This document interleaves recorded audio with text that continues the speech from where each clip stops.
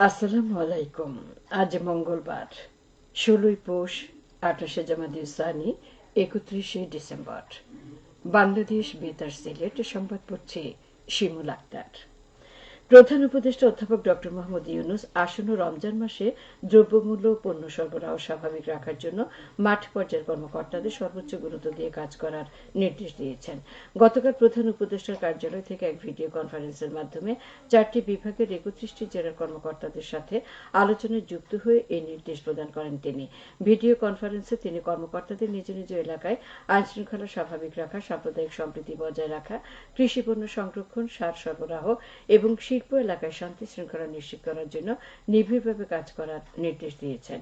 ঢাকা, চট্টগ্রাম, ময়মনসিংহ ও সিলেট বিভাগের কর্মকর্তাগণ এই ভিডিও কনফারেন্সে যোগ দেন। কনফারেন্সে বিভাগীয় commissioner, police commissioner, range police প্রধান, জেলা প্রশাসক ও পুলিশ সুপার পর্যায়ের কর্মকর্তাগণ বক্তব্য রাখেন।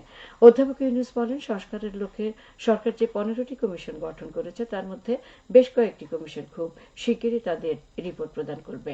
এসব প্রতিবেদনের পর রাজনৈতিক দলগুলোর সঙ্গে আলোচনা শুরু হবে, নাগরিকদের সঙ্গেও আলোচনা হবে। এর মধ্য দিয়ে দেশে নির্বাচনের একটি পরিবেশ তৈরি করা হবে। আগামী ২০শে জানুয়ারি থেকে বাড়ি বাড়ি গিয়ে ভোটার তালিকা হালনাগাদের কার্যক্রম শুরু করবে নির্বাচন কমিশন। নির্বাচন কমিশনের অতিরিক্ত সচিব কে এম আলী নেওয়াজ বলেন, আগামী বছরের ২রা জানুয়ারি খসড়া ভোটার তালিকা প্রকাশ করার পরে তা আমরা জনগণকে দেখানোর জন্য উন্মুক্ত করে দেব। জনগণ এটা দেখার সুযোগ পাবেন। সেখান থেকে যদি কেউ বাদ পড়ে থাকে তাহলে তাদেরকে দাবি আপত্তি নিষ্পত্তির একটা ব্যবস্থা করা হবে। দাবি আপত্তি নিষ্পত্তির পর ২রা মার্চ যে চূড়ান্ত ভোটার তালিকা প্রকাশ করা হবে সেখানে তাদের অন্তর্ভুক্ত করা হবে। একই সঙ্গে ২০২৬ সালের ১লা জানুয়ারিতে যাদের বয়স ১৮ হবে তাদের তথ্য সংগ্রহ করা হবে। ২০২৪ বাংলাদেশের ইতিহাসে একটি ঘটনাবহুল বছর। এই বছরটি ইতিহাসে জুলাই গণঅভ্যুত্থান এবং স্বৈরাচারের পতনের বছর হিসেবে স্থান করে নিয়েছে। ১৫ বছরে স্বৈরাচার হটানোর এটি ছিল চূড়ান্ত পর্ব। ছাত্রদের বৈষম্য বিরোধী আন্দোলন ধাপে ধাপে স্বৈরাচার শেখ হাসিনার উৎখাতের এক দফার আন্দোলনে পরিণত হয়। ২০২৪ সালের ৫ জুন বাংলাদেশ সুপ্রিম কোর্টের হাইকোর্ট বিভাগ কর্তৃক ২০১৮ সালের ৪ অক্টোবর বাংলাদেশ সরকারের জারি করা পরিপত্রকে অবৈধ ঘোষণার পর কোটা সংস্কার আন্দোলন নতুন করে শুরু হয়। জুলাইয়ের মাঝামাঝি থেকে এই আন্দোলন তীব্র হতে থাকে। ধারাবাহিক এই আন্দোলন ৩রা আগস্ট শেখ হাসিনার পদত্যাগের এক দফা দাবিতে পরিণত হয়। এই আন্দোলনে তৎকালীন শেখ হাসিনার নেতৃত্বাধীন সরকার ভয়াবহ দমন নিপীড়ন শুরু করলে এটি অসহযোগ আন্দোলনের রূপ নেয়। আন্দোলনের এক পর্যায়ে ৫ আগস্ট গণঅভ্যুত্থানের মুখে স্বৈরাচার প্রধানমন্ত্রী শেখ হাসিনা পদত্যাগ করে ভারতে পলায়ন করতে বাধ্য হন।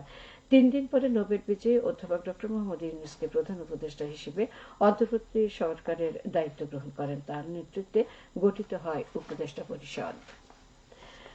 শিক্ষা প্রকৌশল অধিদপ্তরের জেলা উপজেলা পর্যায়ের প্রকৌশলী ও সাংবাদিকদের নিয়ে জাতীয় শুদ্ধাচার কৌশল কর্ম পরিকল্পনা সংক্রান্ত মত বিনিময় সভা অনুষ্ঠিত হয়েছে গতকাল মৌলভীবাজারে।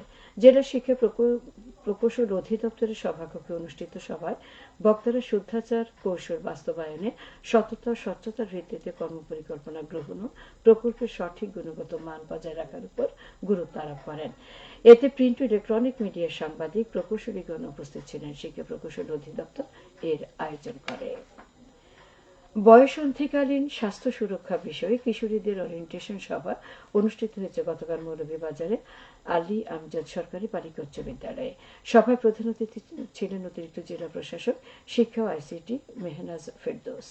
এতে বিদ্যালয়ের ৩ শতাধিক কিশোরী অংশ নেয়। এটি বেসরকারি স্বেচ্ছাসেবী সংস্থার আয়োজন করে। সিলেটের সুনামগঞ্জ সীমান্তে প্রায় ৭০ লাখ টাকার চোরাই পণ্য জব্দ করেছে বিজিবি। গতকাল এক বিজ্ঞপ্তিতে এই তথ্য নিশ্চিত করেছে সিলেট ব্যাটালিয়ন ৪৮ বিজিবি। গত ২ দিনের সিলেট এবং সুনামগঞ্জ সীমান্তবর্তী বিভিন্ন এলাকার বিওপি অভিযান পরিচালনা করে বিপুল পরিমাণ ভারতীয় চোরাই পণ্য জব্দ করে। এ সময় বাংলাদেশ থেকে পাচারকালে রসুন, শিং মাছ এবং চোরাচালানি মালামাল পরিবহনে ব্যবহৃত ট্রলি জব্দ করা হয়। এবারে শুনুন কৃষি সংবাদ। সুনামগঞ্জের ধর্মপাশা ও মধ্যনগর উপজেলায় সরিষার বাম্পার ফলন হওয়ায় কৃষকের মুখে হাসি ফুটে উঠেছে। উপজেলা কৃষি অফিস জানায় চলতি অর্থবছরে ১,৭১৬ একর জমিতে সরিষা আবাদের লক্ষ্যমাত্রা মাত্রা নির্ধারণ করা হয়, তবে লক্ষ্যমাত্রার চেয়ে আরও 84 একর বেশি অর্জিত হয়েছে। সরকারি প্রণোদনার আওতায় কৃষকের মধ্যে বীজ ও সার বিতরণ করা হয়। সবশেষে আবহাওয়া। আজ বেলা 1টা পর্যন্ত পূর্বাভাসে বলা হয়েছে সিলেট ও পার্শ্ববর্তী এলাকার জন্য আজ কোনো সতর্কবাণী নেই এবং কোনো সংকেতও দেখাতে হবে না। আজ সিলেটে সূর্যোদয় হয়েছে 6টা 37 মিনিটে এবং সূর্য অস্ত যাবে সন্ধ্যে 5টা 14 মিনিটে। সংবাদ শেষ হলো।